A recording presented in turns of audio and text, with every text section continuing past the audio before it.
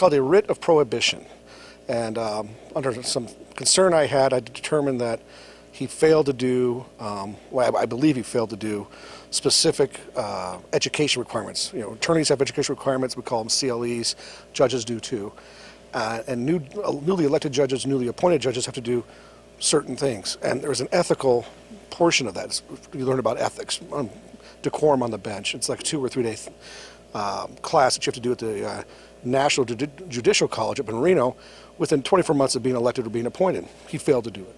And so I filed my writ of prohibition. Has he completed the other courses? Do you know? I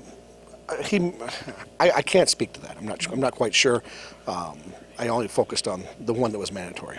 And so, how did you find out about him not being able to take the course or not taking the course? I'm in court every day. I'm a private lawyer. I've been in this community since 1999. I have a small contract with the county as a public defender as well.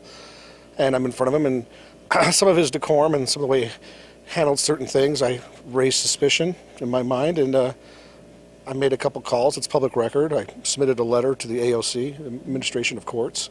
I'm entitled to these records, and I found out what I suspected.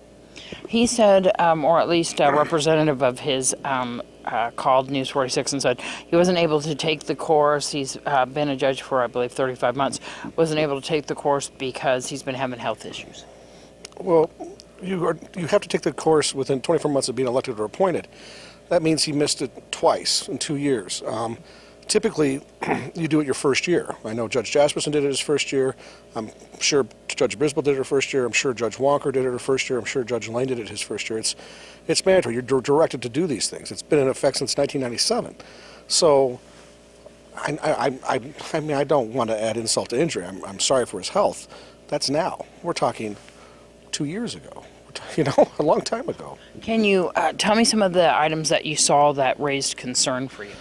It's difficult. You know, there's other things. I have to carry myself in a certain ethical way as well in the investigation. But let's just say that his decorum from the bench was his demeanor and some of the sentencing that he did, which I objected to and other lawyers objected to. It's just nobody's perfect. We all make mistakes. There were so many that were piling on that made me worry and made me look into some things.